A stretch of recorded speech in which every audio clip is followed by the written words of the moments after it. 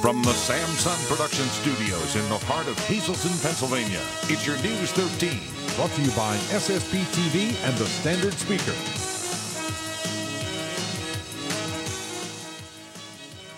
Many can remember exactly where they were and what they were doing on the morning of September 11th, 2001, the day terrorists attacked America.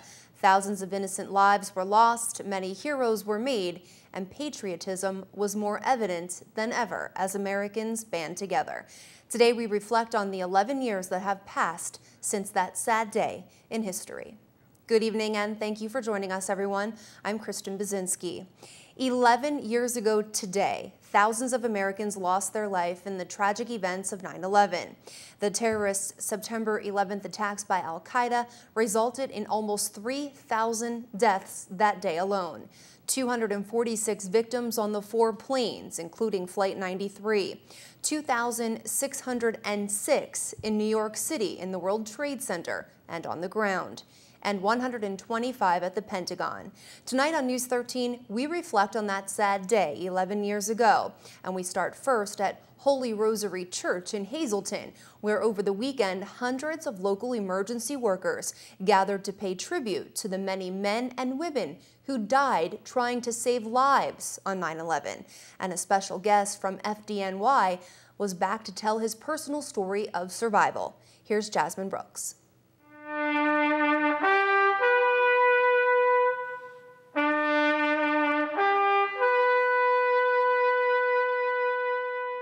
On September 11th, 2001, America changed forever. On that Tuesday morning, over 3,000 people lost their lives when terrorists attacked American soil by hijacking 4 planes. 2 of those planes piloted straight into the World Trade Center in New York City. Joe Torrillo was right outside of the South Tower when the first plane hit. He tried to run, but was hit in the head by a piece of steel. Torrillo, along with so many others, was buried alive. We couldn't see, we couldn't touch each other, we couldn't move, we were pinned, and people were screaming at the top of their lungs in the darkness. We were basically all suffocating, and then we were in the middle of all these fires, and I assumed I'd suffocate or burn to death or do both. And after a while, you know, those screams turned into cries, cries turned into whimpers, and one by one the whimpers had all turned into silence. I imagine they all died, and I was still breathing and very much alive. Torrillo was eventually rescued, his life saved. But what about those men and women who never made it home that day? Those are the people we remember today.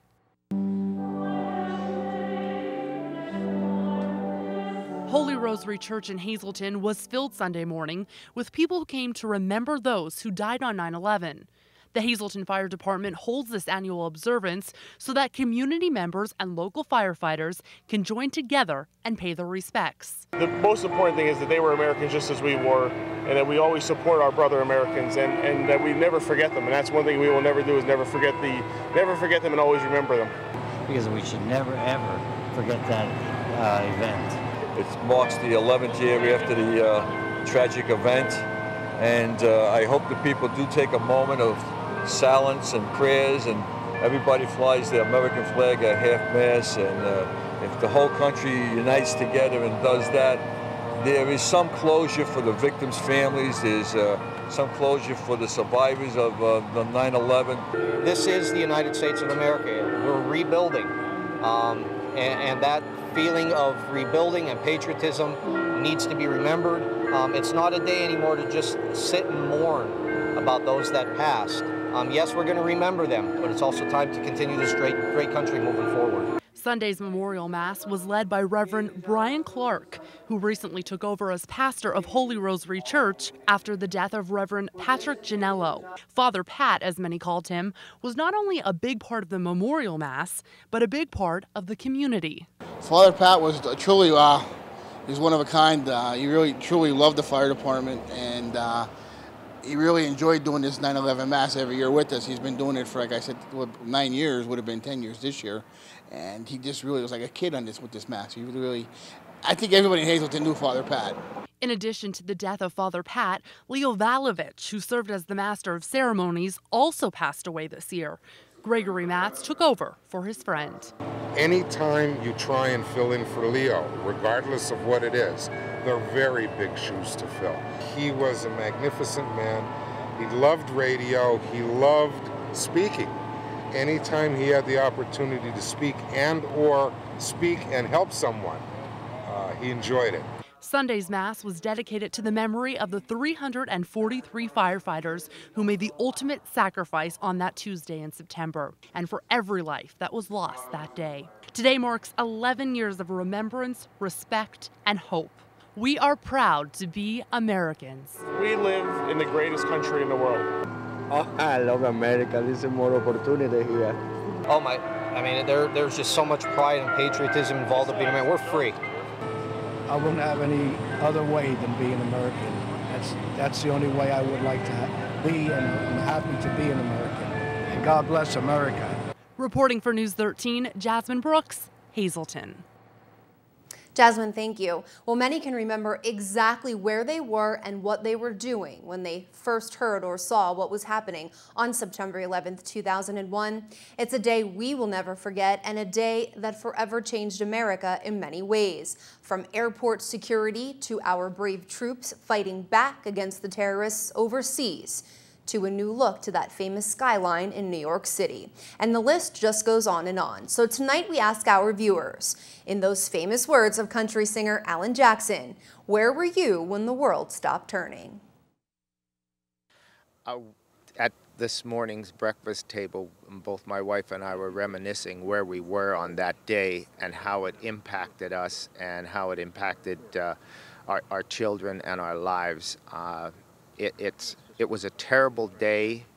So many good lives were lost, but if there is a good part of it, I believe it brought the country together, and we can never thank the people enough and say, I mean, the first responders, everyone who, they showed that they were good Americans, and we pray for the families, for their losses, and we will always stand by them. Well, I still feel very sad that that happened, but first and foremost, we need to band together and be one nation under God, rather than straying from one thing to another. Well, it's crazy that I can actually remember exactly where I was in my house, what I was doing, when my mom actually called me and she told me to turn on the TV and see what was going on, and I did, and went to work. I was actually working at WILN here in Hazleton at that time, and like I said, I still remember what I was wearing. I still remember everything about that day. We were on the air all day long. I was new to the news business, so I was kind of in shock. I was kind of clueless. I was kind of scared. I had a lot of emotions going on. And, you know, back then, my son wasn't really even a thought. He was a hope, I guess you could say. So I saved a lot of things like newspaper headlines and got lots of September 11th books and everything, and I have them all stored away for Nathan. And when he's old enough to understand what exactly happened that day, I'm going to bring them out and, you know, talk to him about it and explain to him, you know, what these terrible people did to our country, but also, you know, make him know and let him know that there were so many heroes made that day and, you know, so many lives lost. And those lives, of course, no one will ever forget. And no, I don't think anyone will ever forget September 11th, 2001. I was actually at home.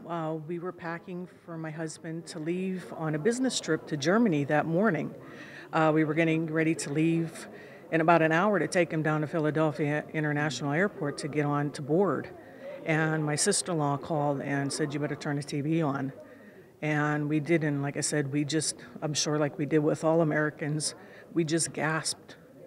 And you could feel, you know, you just turn white when you seen what happened on the TV, and, you know, just knowing that we could have been at the airport just like everyone else was that morning, and what a shock. I remember exactly where I was. I was actually working at the Hazleton YMCA, and I was at the front desk, and I was noticing what a gorgeous day it was outside, first of all. It was so blue and so clear. And Linda Schreiber, my old boss, came through the door with this blank look on her face, and she was like pale, and she looked right at me and said, "A plane just went into the World Trade Center." And my first thought was, oh my God, was it foggy that a plane would fly into the World Trade Center because they're so high? And she said, no, they think it was a terroristic attack. At that time, I ran upstairs in the women's health room, put on the TV, and as I was sitting there watching it, I saw the second plane hit. On 9/11, I remember exactly where I was. I was getting ready for work. I was a news reporter at the time, so I had the morning news on. I did watch the first plane hit. They thought it was an accident, so I grabbed my bags and I went to work in the car listening to the news on the radio, and the second plane hit. And right then and there, we knew it was a terrorist attack. And like everyone else, I was feeling numb, silent, and I just wanted to hug everyone I knew that I loved so much, and was worried about their safety, was concerned on how we would report on it that night as a service to our viewers. And 11 years later, we're still feeling the effects of 9/11. I actually was studying abroad, and I was working in Irish Parliament. So it was very, very strange to be in a foreign country. And it was the first day we arrived. I was working for an Irish woman parliamentarian in the Irish government. And we were so excited to get there, and we sat down for lunch. And right when we sat down, and there were people from New York, one of the girls I was with from Boston, her father was actually supposed to be on the plane. And so she was sitting next to me thinking that her father had died on that plane. He was supposed to fly from Boston to LA that day. So it was a horrific thing. And I think everyone remembers where they were that day. America was changed forever that day. And we just want to make sure that our children remember that, and remember that the freedoms and the values that we have here in America are worth fighting for. Now, we will have more from our viewers regarding September 11th, 2001 and what they remember from that fateful day coming up at 4:30. Now, because September 11th, 2001 is such an important day in American history, the youth of today, many who were not even born yet when terrorists attacked the U.S., should be educated on what happened and why. And State Representative Tara Toohill did just that today at Holy Family Academy in Hazleton. She talked to the students about 9/11, and she also brought along a brand new American flag for the school. Representative Toohill says her gift of stars and stripes was very appropriate on this Patriot Day.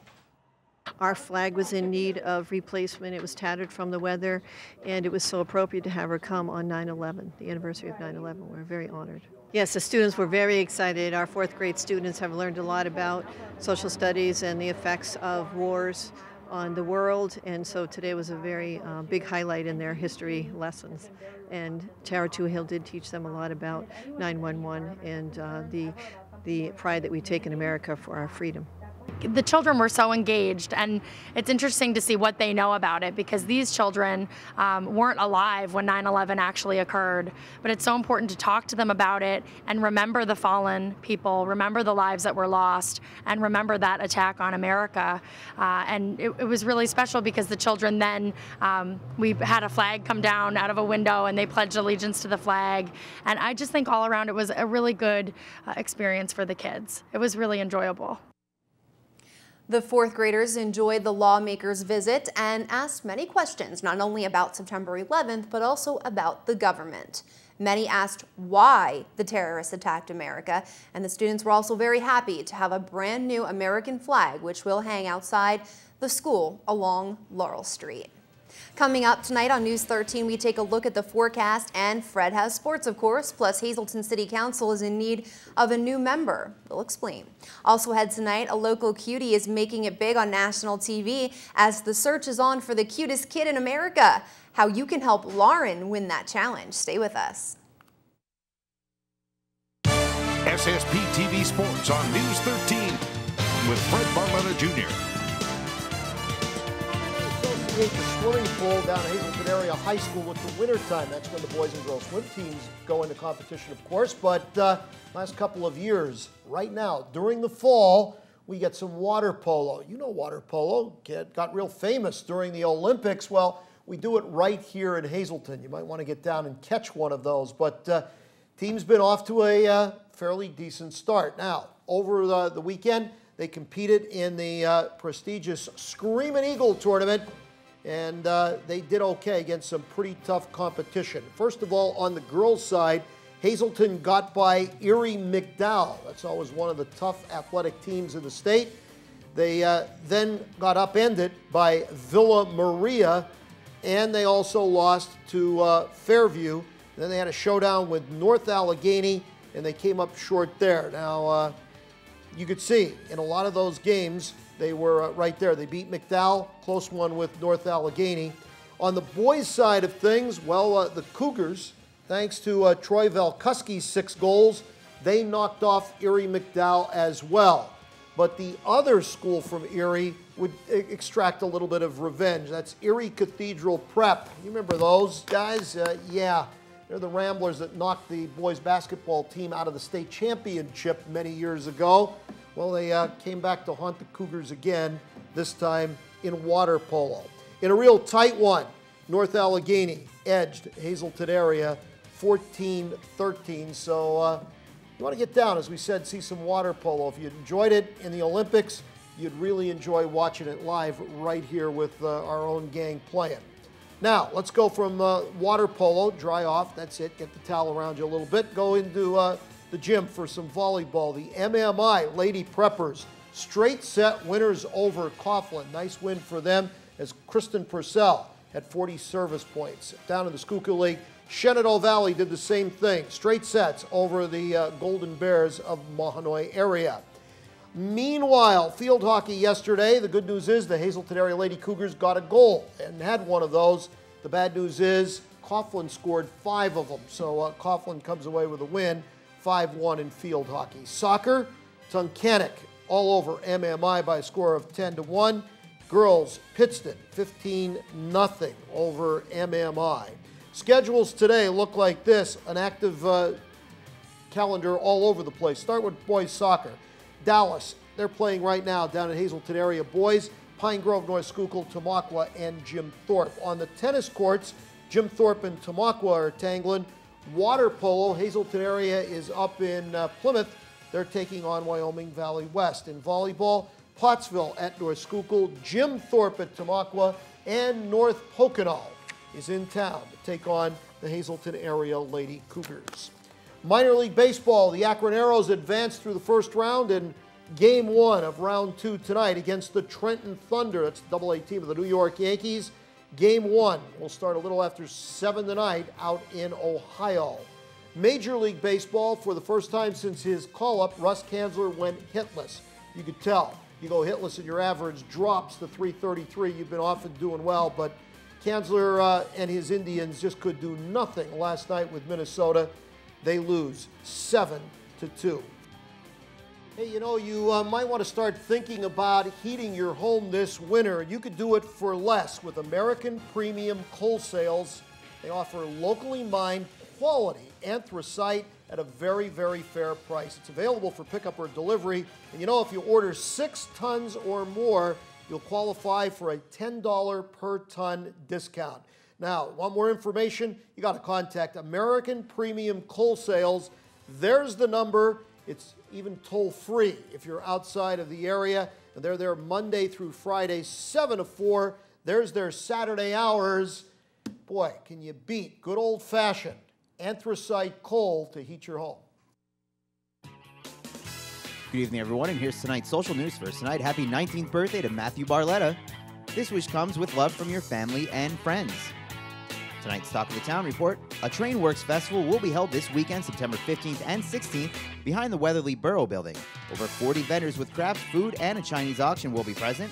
All proceeds will be used to restore the former dispatch building. For more information, please just stop by Weatherly Borough Building at tonight's Talk of the Town. News 13 would like to send sincere condolences to the family and friends of these recently departed. Dorothy Rose Katner of Jim Thorpe. Massive Christian burial will be held Wednesday at 10 a.m. in the St. Joseph Catholic Church. Friends may call at 9 a.m. Mary M. Walco, formerly of Hazleton. Funeral is Wednesday at 9:30 a.m. from the Boyle Funeral Home. Friends may call Tuesday from 6 to 8 p.m. and Wednesday from 8:30 to 9:30 a.m. Leonard E. Soika, Sr. of Drums. Funeral service will be held Thursday at 9:30 a.m. from the Butler Chapel of the Cropton Hughes Funeral Home. Friends may call Wednesday from 6 to 8 p.m. Gerald F. Lazarski, Sr. of Hazleton. Friends and relatives are invited to attend a massive Christian burial Wednesday at 10 a.m. at the Holy Rosary Church. Arrangements are by the Frank J. Bonin Funeral Home. Gregory J. Volchak of Hazleton. Arrangements will be announced by the Frank J. Bonin Funeral Home. And Jeanette N. Young, formerly of Hazleton. Services will be held Saturday from the Hastings Funeral Home in Selbyville, Delaware. Tonight's obituaries have been brought to you by the Smilax Floral Shop located on 15th Street in Hazleton. For delivery to all local funeral homes, call 570-454-0111. And by Mia's. Don't settle for second best when dining out. Discover Mia's new low-price dinner menu. And remember, there's always plenty of free gated parking behind the Markle Building. Well, expect some fireworks on tonight's Sam LaSancho as Sam welcomes two Hazleton residents who share very different views of the city and how it's run, and also on what changes they say should be made. John Keegan and Grace Kuzo are the guests. Here's Sam with a preview. Thank you very much, folks. If you remember, I had the show with Joe Unisi and Chief DeAndre, and on that show I mentioned about watchdogs and people coming to the meetings and really, are they bringing anything worthwhile to the table? Well, Grace Kuzo sent me an email and says, hey, Sam, you know, you should be encouraging people going to these meetings. And, you know, we do bring some things to the table. And so on this next Sam LaSancho, we have John Keegan talking about some of the issues of the Hazleton. And, of course, Grace is here, and I appreciate the both of them being here. It's an exciting show. The only thing is, I wish it would be an hour and a half show. We try to get as much as accomplished in a half hour as possible. But for all of you who are watching out of the different areas, it's an opportunity to see how government works. It's all on the next Sam LaSancho. Hope you tune us in. Now back to you. And speaking of Hazleton, City Council in Hazleton, the search is on for a junior council member. Council's looking for 10th, 11th, and 12th grade students of the area high schools who would be interested in becoming a junior advisory member of City Council. The position provides students the opportunity to become acquainted with how the local government works and to give the youth the chance to provide input on issues currently facing city government. Students must attend regularly scheduled council meetings and will be able to participate in the business being conducted at those meetings, but they will not be able to vote. The deadline for applying is Friday, September 28th, and for more information, you can contact the city clerk at lisa@hazletoncity.org or 459-4986. The office is open Monday through Friday, 8:30 to 4, or you can also check out the city's website for some more information on the position at hazletoncity.org. Another fall-like day with cooler temps, and if you take a look around, signs of the approaching season are starting to pop up. For example, the already changing leaves. For residents in Schuylkill County, if you are enjoying the early fall, you're in luck because Mother Nature has a little bit more where it came from. Because tonight it's going to be a cool evening, only 50, mostly clear skies.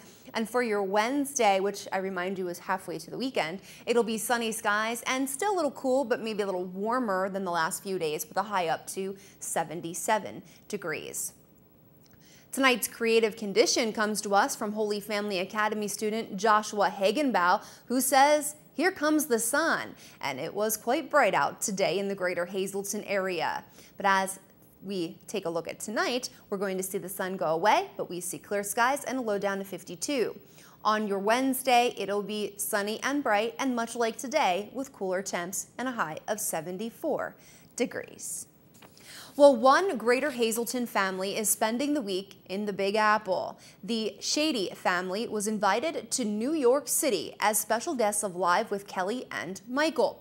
It's an all-expense-paid trip, and it's all because little Lauren Shady has been chosen as a top 6 finalist in Live's Cutest Kid search. Lauren is 2.5 years old, and her parents, Amy and Anthony, couldn't be more proud. And her big brother, 4-year-old Landon, is pretty excited too. Lauren's adorable smile was chosen from thousands of photos. Viewers have been voting since the end of August, and the list has dwindled down to the top 6. And obviously, little Lauren was one of the viewers' favorites. Lauren and the other finalists were treated to a photo shoot, and those photos will be used for the final votes this Thursday. Then the final winners will be announced on Friday's live show. You can vote online and make sure you do so Thursday. Lauren is one of 3 finalists in the baby category. Now the Shadys have the chance of walking away with a cruise or even a new car, and of course the rights to say they have the cutest baby in the country. Good luck to Lauren and to the entire family. Live with Kelly and Michael is on at 9 a.m. on ABC, so make sure you tune in to see that little cutie. And she is absolutely adorable. News 13 will be right back. Make sure you stay with us. We have news from around Greater Hazleton as officials in a number of communities met Monday night and today, including Banks Township in Carbon County, where it was quite a meeting again filled with controversy. We'll have more coming up. 11 years later, and the September 11th attacks on America are still fresh on the minds of many. Tonight on News 13, we take a look back on that fateful day, a day that will never be forgotten. From the Samson Production Studios in the heart of Hazleton, Pennsylvania, it's your News 13. Hi again, everyone. Thanks for staying with us tonight. I'm Kristen Bazinski. 11 years ago today, thousands of Americans lost their lives in the tragic events of 9/11. The terrorist September 11th attacks by Al-Qaeda resulted in almost 3,000 deaths that day alone. 246 victims on the 4 planes, including Flight 93, 2,606 in New York City in the World Trade Center and on the ground, and 125 at the Pentagon. Tonight on News 13, we reflect on that sad day 11 years ago, and we start first at Holy Rosary Church in Hazleton, where over the weekend, hundreds of local emergency workers and others gathered to pay tribute to the many men and women who died trying to save lives on 9/11. And a special guest from the New York Fire Department was back to tell his personal story of survival. Here's Jasmine Brooks.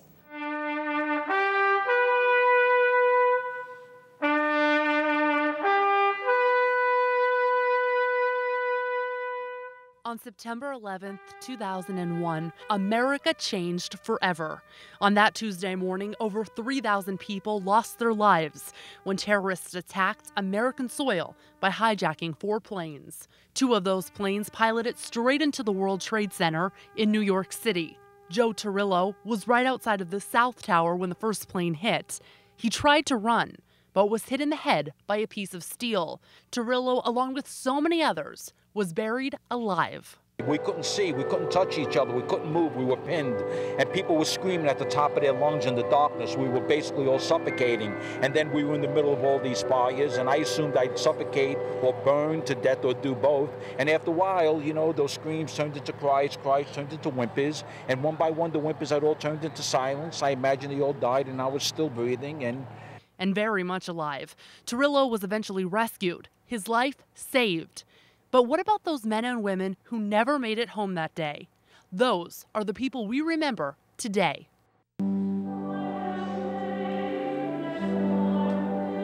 Holy Rosary Church in Hazleton was filled Sunday morning with people who came to remember those who died on 9/11. The Hazleton Fire Department holds this annual observance so that community members and local firefighters can join together and pay their respects. The most important thing is that they were Americans just as we were, and that we always support our brother Americans, and that we never forget them. And that's one thing we will never do, is never forget them and always remember them. Because we should never ever forget that event. It marks the 11th year after the tragic event, and I hope the people do take a moment of silence and prayers, and everybody flies the American flag at half-mast, and if the whole country unites together and does that, there is some closure for the victims' families, there's some closure for the survivors of the 9/11. This is the United States of America. We're rebuilding, and that feeling of rebuilding and patriotism needs to be remembered. It's not a day anymore to just sit and mourn about those that passed. Yes, we're going to remember them, but it's also time to continue this great country moving forward. Sunday's memorial mass was led by Reverend Brian Clark, who recently took over as pastor of Holy Rosary Church after the death of Reverend Patrick Ginello. Father Pat, as many called him, was not only a big part of the memorial mass, but a big part of the community. Father Pat was truly, he's one of a kind. He really, truly loved the fire department, and he really enjoyed doing this 9/11 Mass every year with us. He's been doing it for, like I said, 9 years, would have been 10 years this year. And he just really was like a kid on with this Mass. He really, I think everybody in Hazleton knew Father Pat. In addition to the death of Father Pat, Leo Valovich, who served as the Master of Ceremonies, also passed away this year. Gregory Matz took over for his friend. Anytime you try and fill in for Leo, regardless of what it is, they're very big shoes to fill. He was a magnificent man. He loved radio. He loved speaking. Anytime he had the opportunity to speak or speak and help someone, he enjoyed it. Sunday's Mass was dedicated to the memory of the 343 firefighters who made the ultimate sacrifice on that Tuesday in September, and for every life that was lost that day. Today marks 11 years of remembrance, respect, and hope. We are proud to be Americans. We live in the greatest country in the world. Oh, I love America. There's more opportunity here. Oh my, I mean, there's just so much pride and patriotism involved in being American. We're free. I wouldn't have any other way than being American. That's the only way I would like to be, and I'm happy to be an American. And God bless America. Reporting for News 13, Jasmine Brooks, Hazleton. Well, many can remember exactly where they were and what they were doing when they first heard or saw what was happening on September 11th, 2001. It's a day we will never forget, and a day that forever changed America in so many ways. From airport security to our brave troops fighting back against the terrorists overseas, to a new look to that famous skyline in New York City. And the list just goes on and on. So tonight we ask our viewers, where were you on September 11th, 2001? We turned to News 13's Facebook, where we asked our friends that question today. John Metz says he was in 7th grade at MMI. The whole school got called to the gym when the principal told us what happened. I will never forget that day. Renee Polyukonis, I was at work and I heard about it over the radio and didn't believe it. Martha Gornell, I remember time standing still as we stared at the TV for hours in shock and disbelief. So much sadness, so much pain, so many lives affected. Before then, unfathomable. Linda Bradley, at work, and then just sat and listened to the radio. Talked with my son who was in Pittsburgh going to school. We felt it wasn't an accident from the beginning, just a gut feeling. Flight 93 brought it closer to home, and we appreciate everyone who talked with us today and took a look back and reflected on September 11th with News 13. All right, moving on tonight, we head to Banks Township, where 2 of the 3 supervisors want to see the municipality's elected auditors gone. Supervisors Walter Babowski and Teresa Schott say they want to hire an accounting firm to do the township's auditing, rather than pay individual auditors who are all elected by the residents. Supervisor Rick Porpiglia is against that move, but the first step has already been taken. And when residents asked Babowski and Schott their reason for wanting to get rid of the elected auditors, they said they don't need a reason. At least the first step has been taken, which is an advertisement in the paper to give the elected auditors 30 days notice of their removal. With regard to why, again, you're going to have to ask the supervisors why. I'm not at liberty to say why. Babowski and Schott also want a forensic audit of the township done. The 2 supervisors believe there's money missing. So far, there's no evidence of that. For the second month in a row, there was no secretary's report read at the meeting.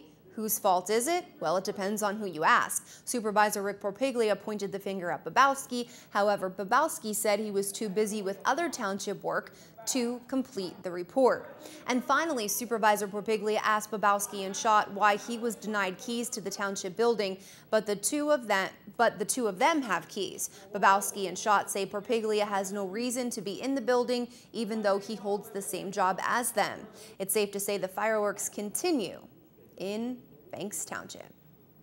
Signs, everywhere are signs, according to Hazel Township officials, but they decided to hold off on implementing a new law that would charge people and businesses to hang temporary signs in the township. Supervisors were expected to vote on the temporary sign ordinance Monday night. Under the new law, anyone who hangs temporary signs would have to pay a $10 fee per sign for up to 30 days. After that, there would be additional charges for signs that are not removed. But for business owners like Ian Lipton of Nathan's Furniture Store, signs around town are his main line of advertising, and this law would hurt his business big time. Supervisors heard Lipton's cries. We've been receiving a lot of complaints for the last few years regarding the signs, and everybody's seen them along the Beltway and in every area. People are attaching them to the utility poles.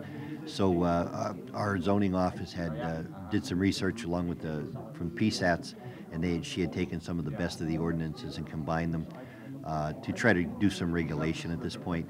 And tonight at the meeting, Mr. Lipton from Nathan's came up and brought up some very valid points. So Andy and myself decided to table it, because it's not anything that has to be done right away, and to look at and see if we could maybe change it to some of the wording for temporary signs, because normally in his case and a few other cases the signs are up for only a few days. So we will look at refining it and bring it back next month and see where we go from there. Gallagher says it's not only local businesses and people hanging signs along roads like the Airport Beltway and Route 93. It's also out-of-towners who use it as a free advertising tool. Moving to Klein Township, where supervisors are contemplating replacing a 12-year-old police car. The 1999 Ford had to be taken out of service recently, leaving the department with just 2 vehicles, and one of which is also out of service being fixed. And the township does not have the money to buy a new car for the police department. Supervisors are now looking at 3 different options. 1, to fix the car. 2, to buy a used vehicle for about $3,700. Or 3, look for grant money that could help buy a brand new police vehicle. Supervisors hope to have a solution before the next meeting in October. And coming up on News 13, it's that time again, time to get a flu shot. A local clinic is coming up for one particular group of residents, the when and where ahead. But first, a grassroots environmental group endorsed a local candidate for state representative, why they say Ransom Young is a champion for the well-being of Pennsylvania families.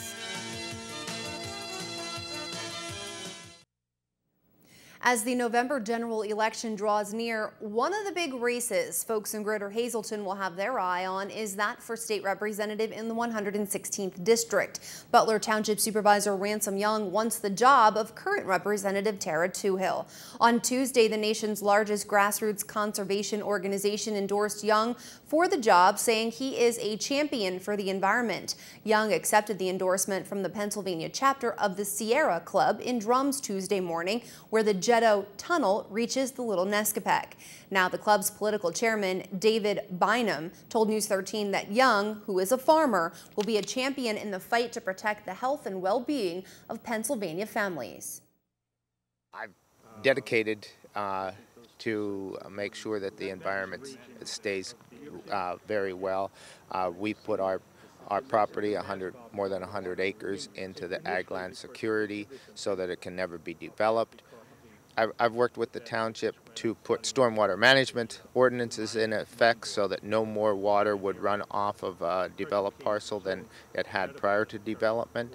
And we just need to maintain our environment, because if we don't have clean water, in this area, the majority of the people get their drinking water from wells. And if we lose that, we lose our quality of life. Now, for more information on the Sierra Club, you can visit sierraclub.org online, and don't forget to exercise your right to vote in November.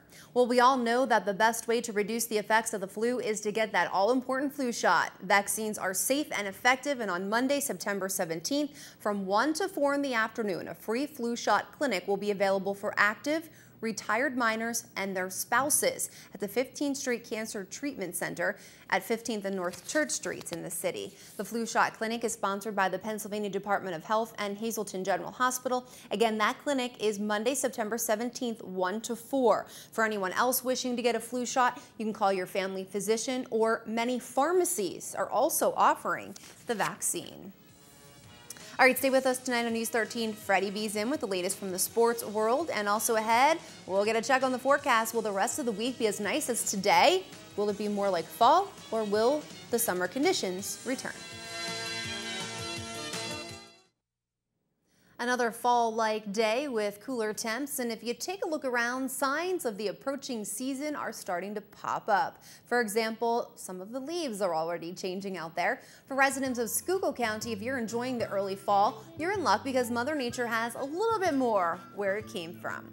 At least over the next 24 hours. We have low down to 50 tonight, so it's going to be clear and a little cooler for the evening.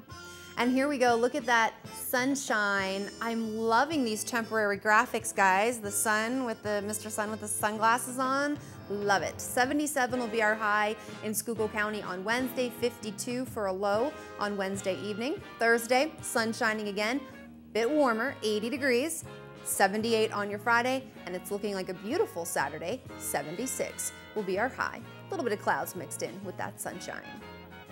Tonight's creative condition comes to us from Holy Family Academy student Joshua Hagenbaugh, who says, "Here comes the sun." And it was quite bright out today in the greater Hazleton area. For tonight, it'll be clear skies, cooler night, 52 for our low. And your 4-day outlook is looking Mr. Sun-filled as well, so get those sunglasses out. 74 on your Wednesday, 76 Thursday, 77 on Friday, and then for your Saturday, it's going to be a nice fall-like day with 73 as your high and mostly sunny skies. That'll do it for us tonight. Thank you so much for making us a part of your day. You can catch this newscast again with a rebroadcast throughout tonight, or simply go to News 13's website, SSPTV.com. That's where you're going to find everything Greater Hazleton, Schuylkill County, and beyond. It's all just a click away. On behalf of your News 13 team, be safe. We will see you back here for Wednesday. Good night.